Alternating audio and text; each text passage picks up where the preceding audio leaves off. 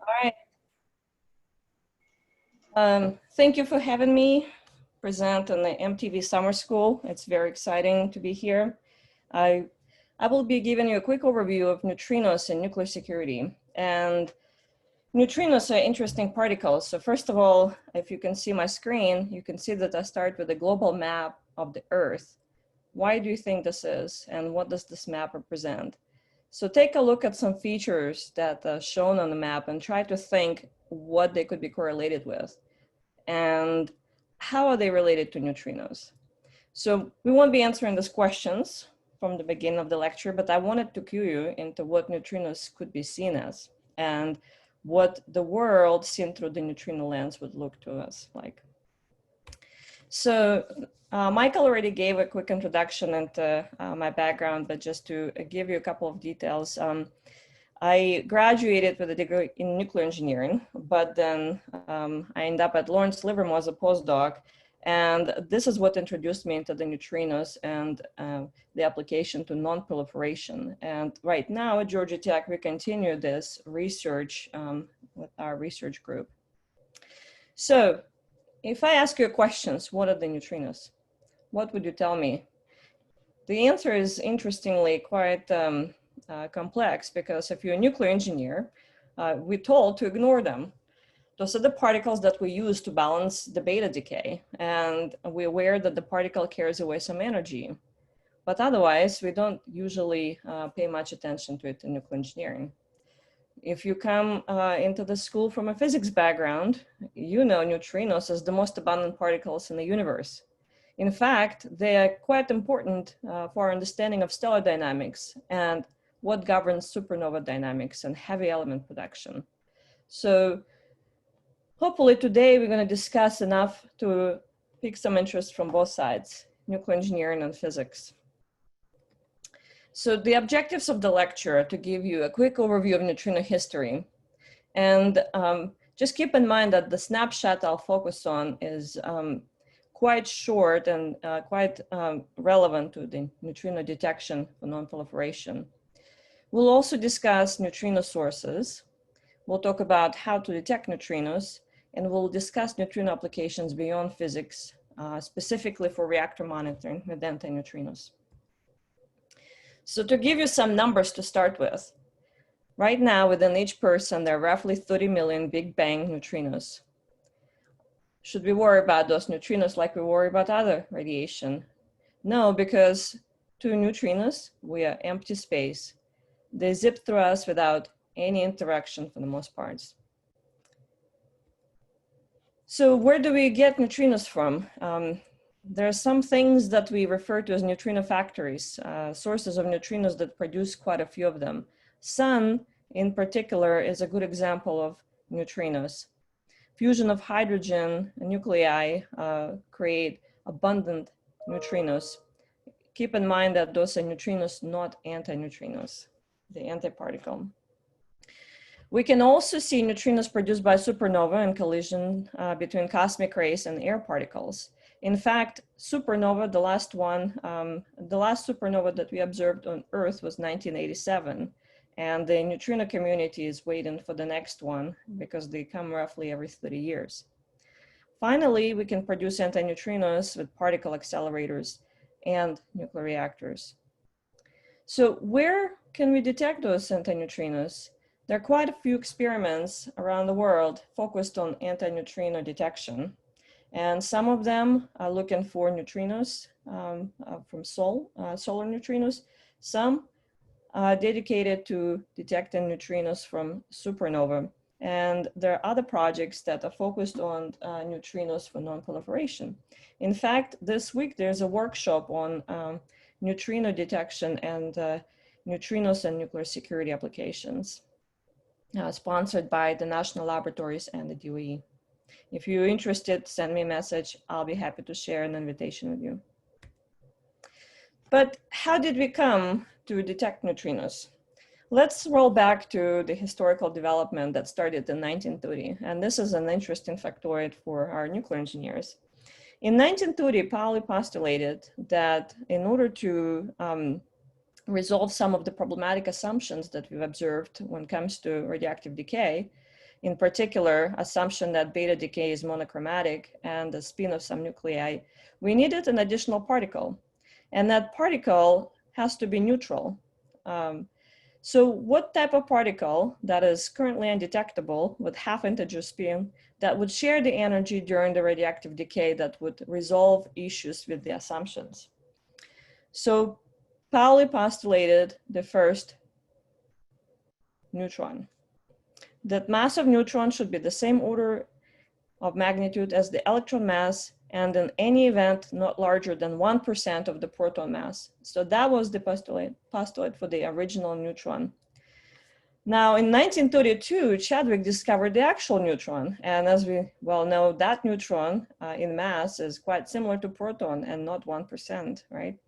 So there was a problem with the assumptions. And in 1934, Fermi proposed the theory based on Pauli's letter, saying that in order to balance that equation, we need yet another particle, also neutral, also supposed to be conserving the spin, but it's going to be tiny compared to the proton as postulated, and we're going to call it neutrino, which stands for little neutron. So as you can guess, the original neutron was actually neutrino. So according to Fermi's theory, neutrino's mass is still a problem to determine, right? So there was a number of experiments designed to measure the neutrino mass, specifically via study of the beta spectrum. So the question was, how do we detect that very tiny particle? In 1934, Bethe first proposed the calculation of the inverse beta decay cross-section using Fermi's theory. According to his calculation for an anti-neutrino of energy of 1 MeV, the cross-section of interaction should be about 10 to the minus 43 centimeters squared, or 10 to the minus 19 barn. To all of the nuclear engineers in this audience, how large or how small is this number? Now, we like to express the probability of interaction using cross-section, right? And for example, for absorption of neutron by uranium or plutonium, we're talking about a few hundred barns, depending on the energy of that neutron, right? And we typically express that as the mean free path of the neutron that would travel, say, in nuclear reactor core before it gets absorbed. So what is the mean free path of neutrinos in water? Turns out the mean free path of neutrinos in water is 60 light years. It's like a ghost particle. So if the interaction probability is so low and it needs tons of material to interact in, how do we detect it? Well, we can balance the low probability of interaction by providing lots of target nuclei, right? And the other side of the equation should also include lots of neutrinos. So what type of source, and again, go back to 1930s, 30s, 40s, 50s, what type of source would satisfy both of the requirements? Lots of neutrinos plus lots of target atoms. So enter 1951, Project Poltergeist. Rines and Cohen began the Project Poltergeist, which was the first experiment in neutrino physics. The experiment was relatively simple. It required just 4 steps. Number 1, explode the bomb. The bomb is a very intense source of anti-neutrinos. And it's also great to minimize background events, including neutrinos from other sources like solar neutrinos or cosmic rays. Now, to balance the second part of the equation, when we need lots of target particles, why not to use newly discovered liquid organic scintillators? For all of you in the audience, liquid organic scintillators date way back, and in fact, they were first designed to provide this huge volume of detection medium. So you can credit neutrino partly to development or escalated development of those detectors. So now you have lots of source particles as well as lots of target atoms. The first detector made out of liquid organic scintillator in this size was so large compared to anything else, they called it Il Monstro. Now, the second half of the experiment is related to actually detecting the particles. We need to drop the detector in the evacuated shaft and detect neutrinos.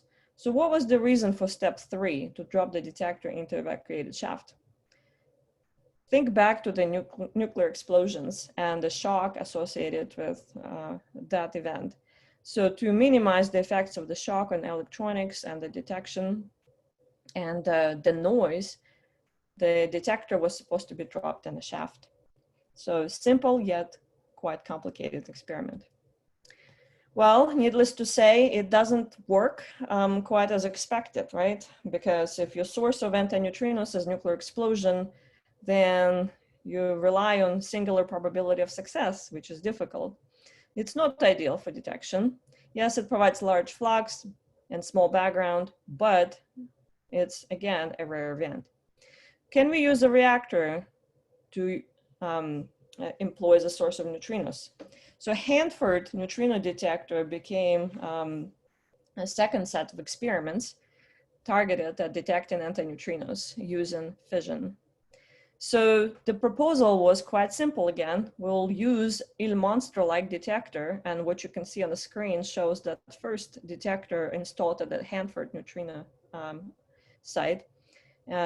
Obviously, what's shown is a large volume of detection medium, and you can see photomultiplier tubes around it, right? And the white material is the reflector, so it's quite typical, quite familiar to most of the students.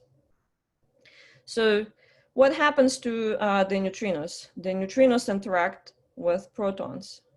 So incident neutrino undergoes inverse beta decay with the proton, creating a positron and a neutron. In this case, only positron was observed as a signature of neutrinos. So neutron was not a part of the reaction yet. So that positron carries away most of the energy post-inverse beta decay. Remember the equations. And once it slows down in the scintillator, creating the signal, it will also undergo positron annihilation, creating two back-to-back 0.511 gamma rays. So detecting the positron and the gamma rays would indicate that neutrino event has happened. So following up, on June 14th, 1956, Rines and Cohen sent a telegram to Pauli to confirm that they definitely detected neutrinos from fission fragments, and they observed inverse beta decay of protons. Observed cross-section agrees well with expected 6 times 10 to minus 44 square centimeters. Remember, this was a telegram. So what you see on the plot here is a depiction of 3 different things. Neutrino interaction in a detector, about the units per day per MeV, neutrino flux at the detector, and then also cross-section. So note that neutrino interaction cross-section, the line labeled C, increases as a function of anti-neutrino energy. Unfortunately, as you can see, the anti-neutrino flux arriving at the detector, curve B, is the opposite of C. So that's why you see this very characteristic behavior shown as A. The neutrino interaction detector peaks at around 4 MeV, and then it drops down to not really observable above 10 MeV. In 1956, you can see there was an evolution in this Il Monstro type detectors, the liquid scintillators. And the evolution happened from physics to medicine. In fact, first whole body counter was designed using this newly discovered liquid organic scintillator, and it was known as HUMCA. So the other plot that's interesting here, photograph that you see in the corner, the lower right corner, you probably see a person's head poking through that whole body counter as he's being counted for presence of radiation.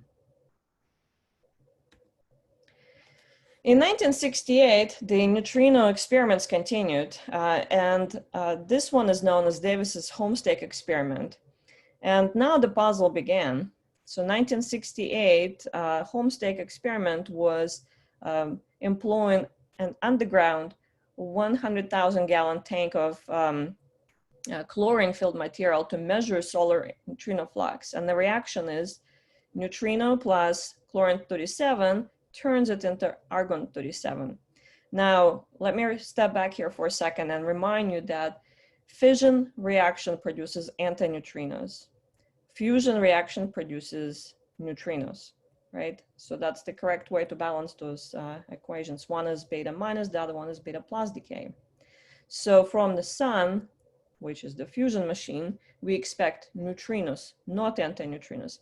We will not be seeing sun neutrinos in the inverse beta decay detector, right? Because the neutrinos will not interact with with protons in the same way as antineutrinos.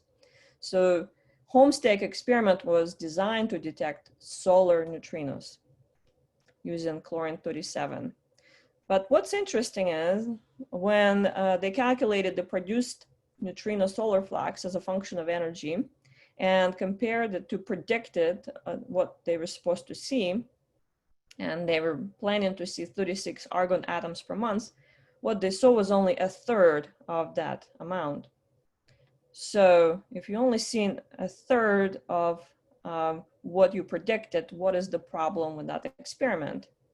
So the scientific community was puzzled and came up with a few different explanations. The first one, the theory is wrong. They repeated calculation, they found no errors. The second theory was that the experiment was wrong and Davis kept insisting that nothing was wrong. What about the theory and experiment? Maybe there's something else going on we don't quite understand. The final explanation was that neither was wrong. So Homestake was followed by a number of different experiments, including Kamiokande, Super K, which is the subsequent detector to Kamiokande, Galax in USSR, and then SNOW in Canada. And SNOW was the first one to detect actual neutrino oscillations. Turns out that neither experiment nor theory were wrong, but they did not account for the fact that 2/3 of the solar flux disappears on the way to Earth. What happens to those 2/3 of neutrinos? Well, neutrinos undergo oscillations, and they oscillate between 3 different flavors: electron, muon, and tau. Those are the flavors that we know at this moment. And fermions, which obey the exclusion principle, cannot be occupying 2 states simultaneously. So when neutrino is traveling, it tends to turn from its one flavor into a different flavor. And that affects, obviously, the properties of the particle, including its mass states. So how do we know where the neutrino, what type of neutrino flavor to expect? So this is a simplified plot. This is oscillation between only 2 states, just to keep it simpler to illustrate. So say something originated from a source. It's right here shown with an arrow on the left side of the plot. Something originated as an electron neutrino, but as the particle travels through some distance, the probability of it remaining electron neutrino decreases until it enters the state of a different particle. The longer the distance the particle travels, the higher the probability of being split 50-50 of the particle being in either state. So you can see that that is a function of both the distance traveled from the source as well as the particle's energy. So in 2015, there was a Nobel Prize awarded in physics for the discovery of neutrino oscillations, which shows that neutrinos have mass. Super Kamiokande that I mentioned a few times is one of the prominent detectors around the world that is looking for neutrinos, and specifically they were the ones that confirmed that only 1/3 of electron neutrinos reaches the Earth. They also have another function. They're looking for supernova neutrinos. This detector on its own has a very interesting history. You can see that it's filled with pristine water, so this is a Sharonkov detector, and it contains 11,242 inward-facing photomultiplier tubes. So you can see 3 workers on a little boat trying to do maintenance on those photomultiplier tubes, which have precisely 50 centimeters in diameter. So those were manufactured by Hamamatsu specifically for this experiment. And Hamamatsu even set up a workshop factory type on site to produce those photomultiplier tubes. So I keep asking you, I keep telling you about the supernova neutrinos that are being detected, but this is what the supernova looked like in 1987. You can see it light up. Let me do this again. So 1987A was the last supernova neutrinos that we've observed. So the community is expecting to see another burst of anti-neutrinos, neutrinos rather, excuse me, anytime soon. The neutrino observation from supernova is expected to be about every 30 years.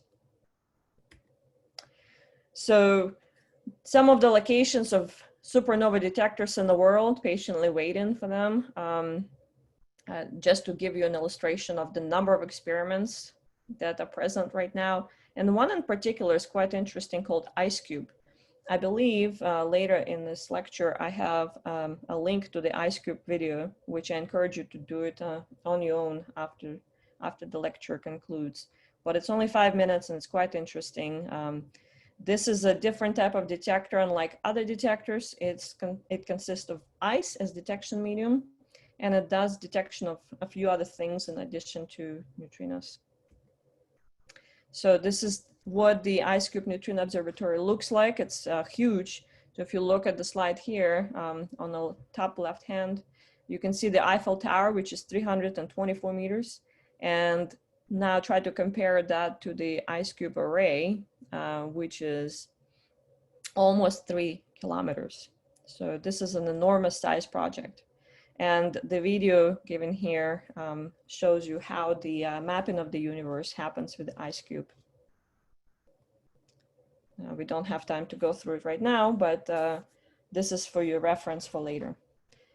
So hopefully I gave you a good idea how antineutrinos are detected and how the antineutrino physics, neutrino and antineutrino physics progressed through the years, including a little bit of history. So now let me tell you about some applications of antineutrinos. Now this is a school at MTV, so we'll focus on safeguards and non-proliferation applications. Now, there are 4 different things that we can use antineutrinos for, and let's not confine to those things alone. This is specific to this lecture, of course. So number 1 is remote monitoring of reactor operation. What happens to the core power? Did the reactor go through any shutdowns? The neutrino presents another advantage in terms of robustness against tampering, and we know that this is a big deal if you have to verify the reactor operational history. Neutrinos can also provide independent confirmation of operator declared values. And they should have an ability to quantify isotopic content. So the first 2 points have been experimentally demonstrated. The third and the fourth points are under current investigation by a number of different groups. So let me tell you a little more about antineutrinos and safeguards. What do we mean by safeguards? So the main function of safeguards is to verify something, right? For example, in nuclear reactor verification, we want to make sure that nothing happened to the reactor beyond what was declared by the operator, right? So in real life, how do we verify things? We have a signature, and this is a classic example that everybody should be familiar with for retinal scan, right? Every human being has a retina that is quite unique. So if there's a detector that's capable of scanning the retina, we can compare what's observed by the detector to the stored copy in the system and declare whether this is the person with the access to a particular facility or not. The same can apply to antineutrinos. Because antineutrinos are produced during the fission, the different isotopes will produce different signatures of antineutrinos. So if you can see, the middle insert shows you antineutrinos emitted per fission per MeV from different nuclides, and specifically at least 4 nuclides that have common interest: uranium-235 and the 3 plutonium isotopes. And you can see that they're quite different in the amount of neutrinos produced per energy bin.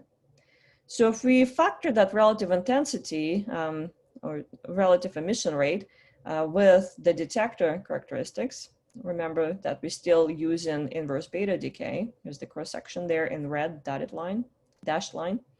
You can get 2 different signals for uranium-235 versus plutonium-239. and the difference is quite significant. So if we apply the retina comparison that I just mentioned to a neutrino, if we know some reference date from either calculations or previous history or observations, we can see any departure from the reference, looking at the difference in the signal.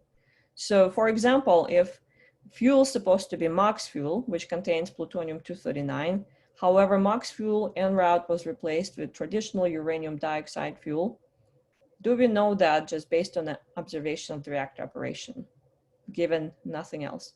And this is the point of anti-neutrinos. The different signals can produce departure from reference, hence providing us with observation of non-compliance.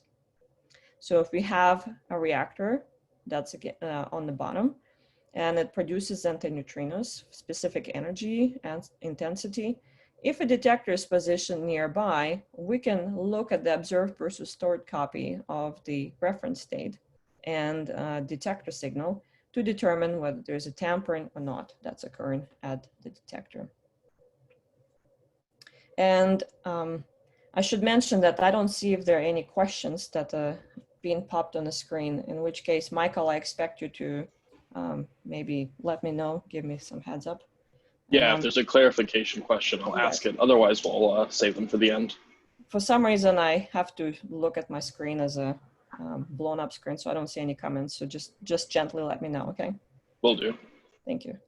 Okay, so rolling back to the inverse beta decay, I already explained the principle of operation when it comes to conversion of anti-neutrino into positron and a neutron. But if you recall, the original reaction was looking for positron only, right? So positron losing energy and the scintillator producing 2 back-to-back gamma rays. What about that neutron? It wasn't until later that neutron was useful in its reaction. And it turns out that neutron can provide another signature to that signal that we can reduce the uncertainty associated with neutrino detection even more. So what do we look for when we detect neutrinos? We look for 3 things: energy correlation. Remember that neutrinos come very specific energy as a product of beta decay. We look for time correlation, and in this case, this is specifically between the positron and the neutron. And we also look for space correlation between positron and neutron. In fact, detection media can be anything that can produce a signal. It can be scintillator, water, ice. The only real requirement is it has to have lots of protons for this initial reaction, right? But any other scintillating or medium that's producing Sharonkov electromagnetic signal will be fine. So Sharonkov detectors are fascinating. In fact, around the world, they use quite a bit for those giant detectors and observatories because it's water, typically what they use, water or ice.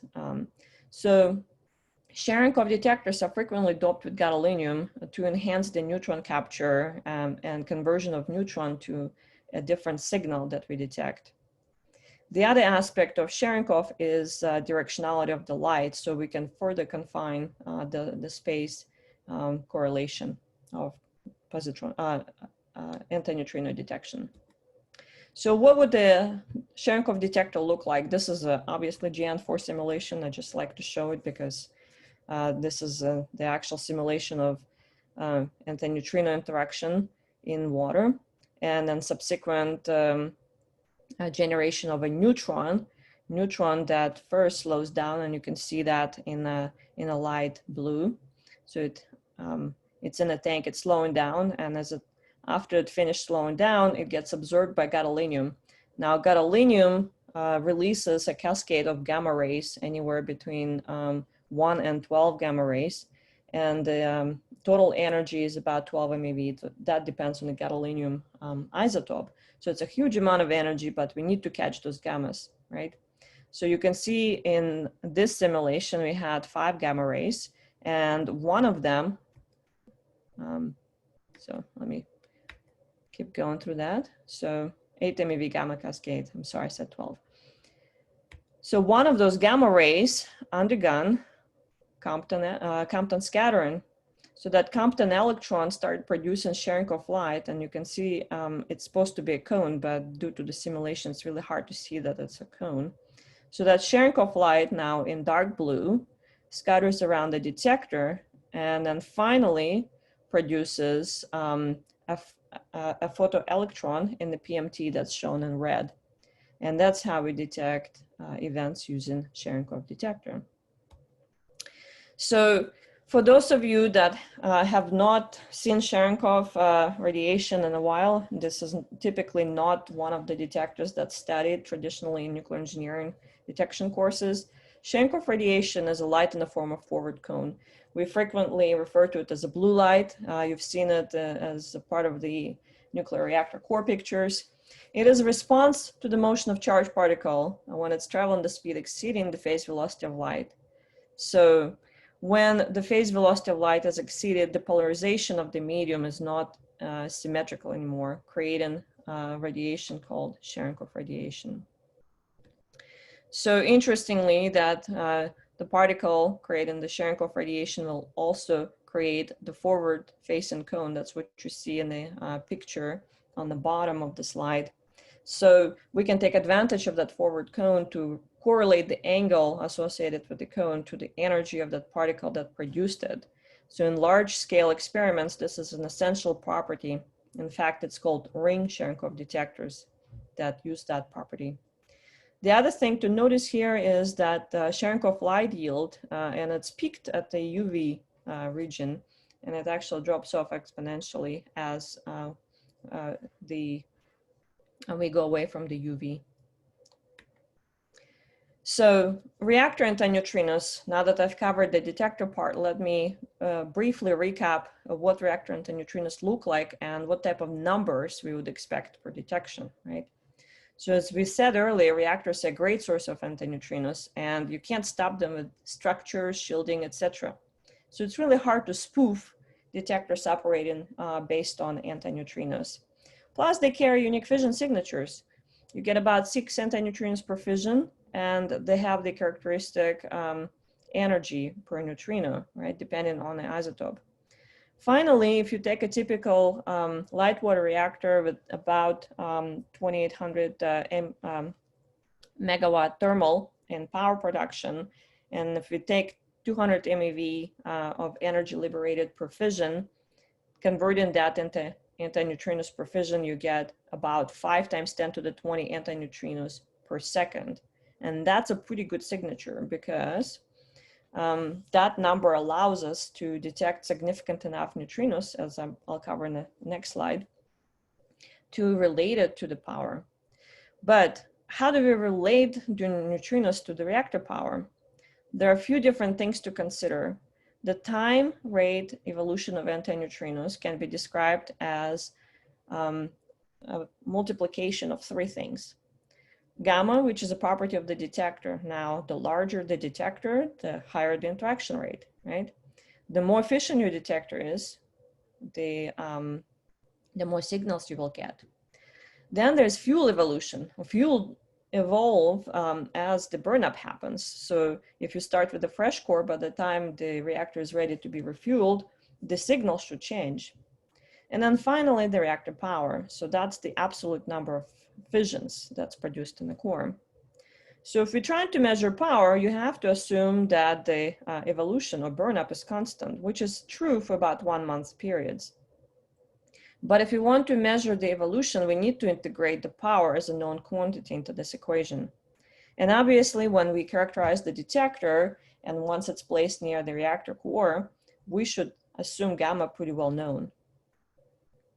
All 3 of them will carry certain uncertainties, some uncertainties associated with them.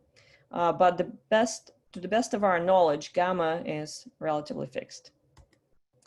So how do we detect the signal? Remember I said that there are 10 to the 20 anti-neutrinos per second from a typical LWR that we just showed.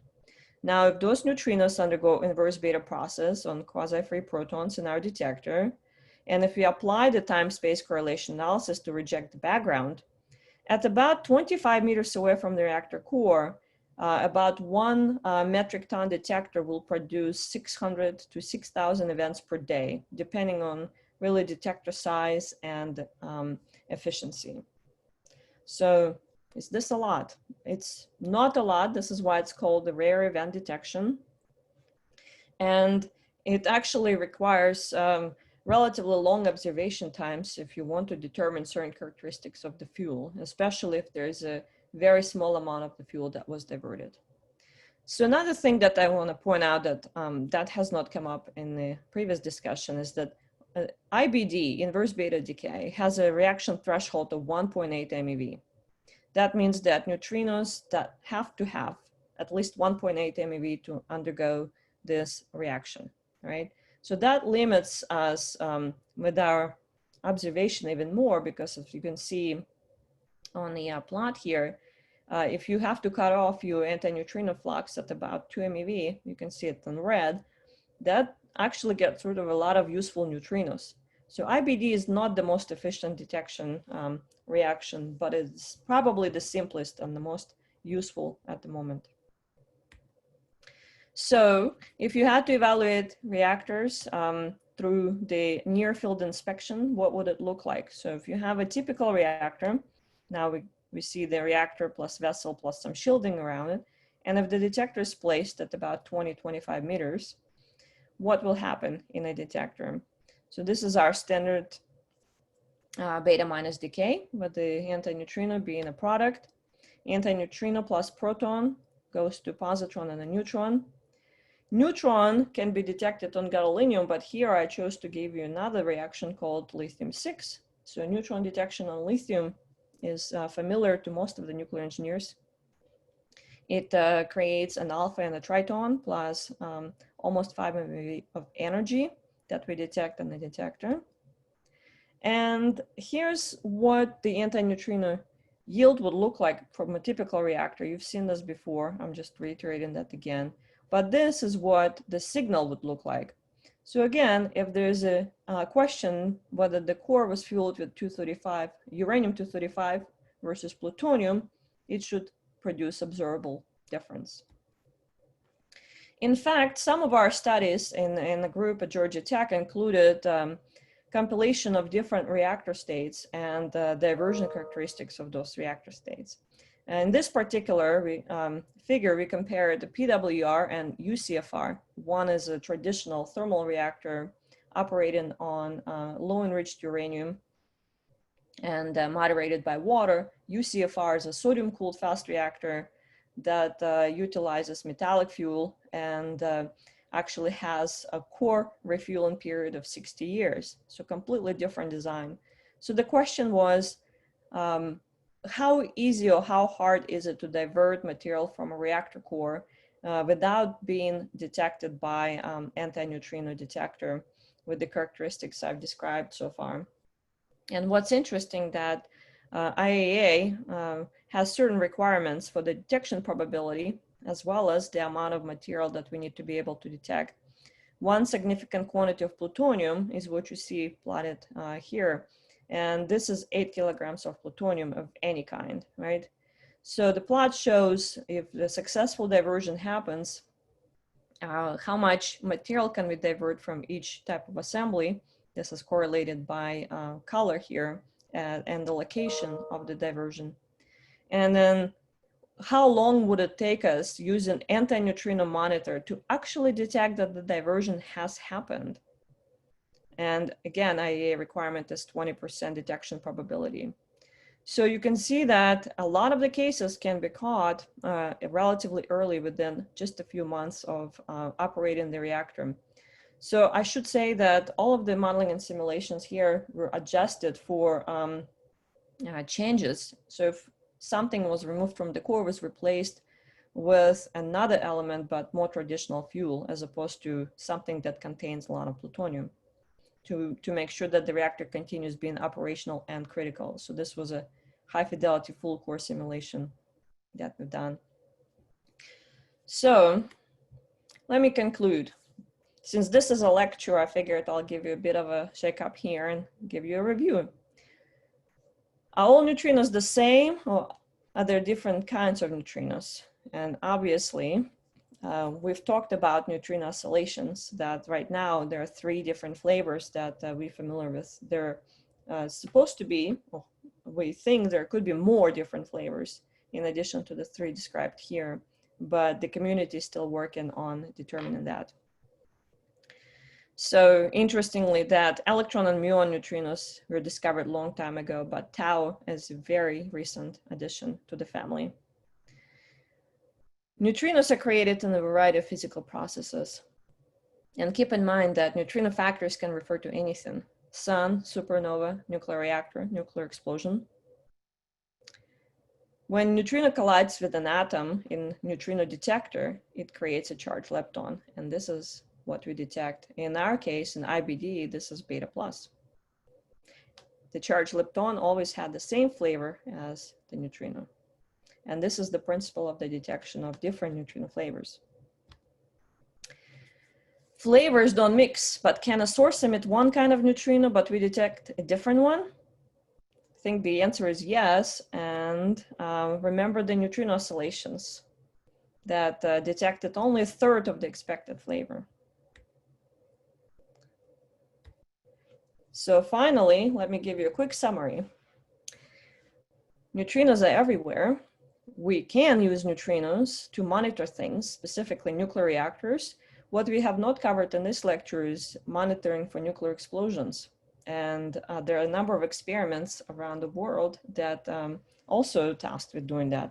And one in particular, one of the more recent ones called Watchman experiment, is supposed to be monitoring for both reactors and nuclear explosions. Some references, and I will take any questions now. Awesome. Thanks, Professor. So yeah, for the audience, as you have questions, go ahead and put it in chat, and I can read them out. While people are typing questions, I'll ask a few of my own to get things started. On slide 41, where you showed the being able to detect the diversion, in principle, could you monitor multiple reactors with the same detector, or would the signals conflict? This is a great question, and I think there have been a number of experiments when there's one detector and multiple reactors, and in particular, one in China monitors about, I believe, 6 reactors with the detector. And there was another one that I participated on called Double Show.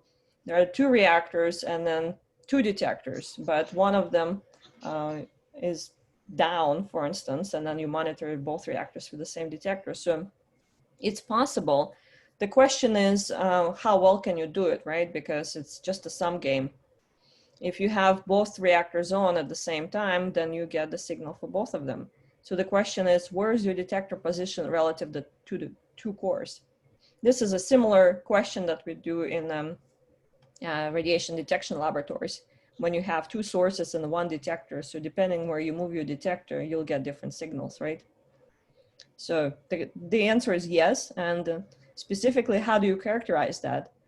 You wait for one of the reactors to be shut down. Excuse me. So you characterize the signal from 1 reactor at a time. Got it. Cool. And then it seems like the range of these detectors is large. And in principle, could you monitor the reactor in a given country from outside of the country? Again, very good question. And as you point out, the range is pretty large because they don't get attenuated. I mean, they still obey the 1 over r squared, right? Because of the point source. And as you go away from the point source, you obviously lose the intensity as a function of distance. So the example I would give you is North Korean reactor. And Patrick Huber, he is a professor at Virginia Tech, and yes, he's part of the MTV collaboration. I'm fairly sure that you've probably seen some of his research before. So he, in particular, was very interested about the question of what happened to the North Korean plutonium production reactor, right? The research reactor. And imagine the situation when you have large enough detectors to compensate for the distance, right? Triangulating North Korea and then monitoring for nuclear activities there, and one positioned, say in Japan, one in Russia, and one in Korea or China, could give you an interesting answer what's happening within that country. So that's just an example of how you can use those detectors to monitor something outside of your own boundaries. Yeah, that's really cool. And I'm sure the IAEA appreciates that capability. Well, interestingly, IAEA is a body that is kind of rooted in more traditional technologies. And in 2008, there was an ad hoc group formed to convince IAEA that anti-neutrinos could be useful for the safeguards. And believe me when I say, and I've heard the IAEA, one of the directors for non-proliferation technology, attending one of our anti-neutrino workshops and basically declaring that they're still very skeptical about utility because of, apparent complexity of anti-neutrino detectors. But that was 2015, and believe me when I say that a lot of things evolved since 2015, in particular shrinking the size of the detector. Remember how I said if you remove the threshold of 1.8 MeV and improve your detection ability? Again, I did not have time to cover it here, but there are detectors operating on using other reactions. And instead of IBD, they're looking at coherent scattering. And then you can shrink your detector by an order of magnitude to produce the same signal. So that's my example of, IAEA may be skeptical now, but we do not despair because the technology evolves very fast. So let me see if there are questions in the chat window. Yes, it looks like there's one. I see that Mohammed asked a question about the workshop. Yes, I will be happy to send the link. Why don't I send it to William? Would that work? And he can distribute that or post it to your website?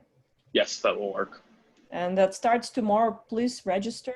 And the workshop will give you a great overview of all of the technology that's currently present in the landscape. Okay, let me read the next one. Nuclear fission only source for anti-neutrinos. That is correct. That is correct. So nuclear fission produces anti-neutrinos because of, let me go back to that slide where it's very easy to see. Right here. So this is our typical reaction, right? When we produce neutron-rich nuclei as fission products, what they tend to do is undergo this reaction where you have beta minus combined with electron anti-neutrinos, right? So any source that will undergo that beta minus will technically produce anti-neutrinos and become your background. Does that make sense? So having said that, imagine what happens at the nuclear reactor plant. If we store spent fuel at the plant, that spent fuel still contains a lot of neutron-rich nuclei that will undergo beta minus decay, right? So technically spent fuel pools would be background, but the rates are so low compared to the operating nuclear reactor that you can account for that.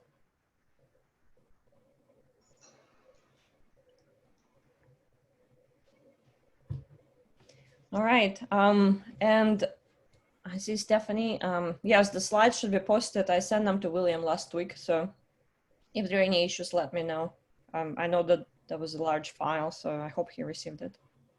Yeah, I'm pretty sure we have it, and it will be, Stephanie, it will be uploaded to the Google Drive, as will the link to this recording.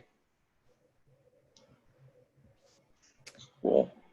What is the difference between, do we have time for another question? Or Yes. Okay.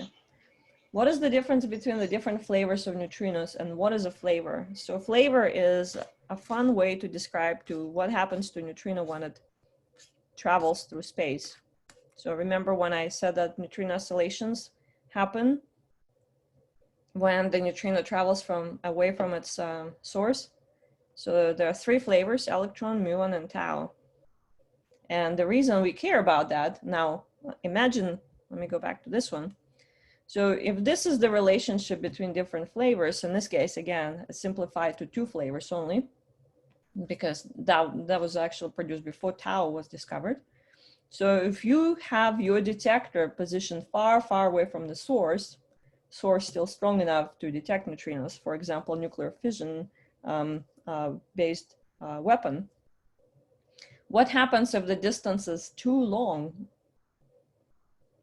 What will you see? Will you see the actual number of neutrinos that were emitted, well, anti-neutrinos, excuse me, or will you see something reduced because some of them will actually depart from electron anti-neutrinos into muon or tau? And this is why it matters, because at the long distances, you start seeing fewer particles because of the oscillations. Is this an energy thing, and what causes the oscillations? Well, we don't really have a very good explanation what causes the oscillations. Now I'd have to dive into quantum mechanics. But the interesting that different combinations of neutrinos still have to obey to a similar set of rules. So we don't know the mass of anti-neutrino precisely for any one of them. We only know the ranges of masses because of the difficulties associated with measuring them. So what causes them is the quantum mechanical state of a particle that tends to travel at very high relativistic speeds and has small mass. Well, for electron neutrino, it's correct, but then muon is actually quite a bit heavier as we know it. So I don't think we got enough time to answer that, but I applaud the question, what causes the oscillations? Again, quantum mechanics. Cool. We have time for more questions. We have until 4. So one that I had. 2 more minutes. And if you have any other questions, I think you have my information on the website here, as well as, I don't have the email here, but it's very easy to find me. So feel free to send me an email and I'll be happy to discuss that. Cool, thank you. A quick question that I had is that when you use the cones of the Compton cone for the Sharonkov ring detectors, are you limited in the size of the detector so that those gamma rays don't undergo secondary scatters before you can detect the cone? Well, this is a great question. The detection of a cone can happen concurrently with the gamma ray undergoing secondary interactions. So imagine if you have, let me scroll back to our super K. So if super K is filled with water here, right? So what happens if you have an electron traveling through water producing Sharonkov light? And we're talking about few MeV electron, right? It'll create a ring of light and the light will be directed forward, right? Can you see my mouse or no? Yes, I can see it. Okay. So you can see me moving like in a ring type pattern, right? So those detectors will see a very particular pattern of, those PMTs will see that ring pattern, and you know that was Sharonkov light produced. And looking at the angle of that, so the relative size of the ring itself, meaning how thick it was, you can determine the energy of the particle, the electron in particular. So given the size of those detectors, this is a good question. Yes, so you'll see sometimes maybe overlapping events, but it's relatively easy to discern them because of that very organized nature of the ring. Got it, thank you. Cool, well, thank you very much for your presentation. And if any, like Professor said, if there are any questions, please feel free to email them and we will get slides and recordings posted in the next couple days. All right, great. Thank you, everybody. I appreciate your attention this afternoon. I hope it was useful to learn about the different technology that you've been learning about so far. And as Michael mentioned, I welcome any questions and hopefully get to see you again at the next workshop for MTV. Have a great summer.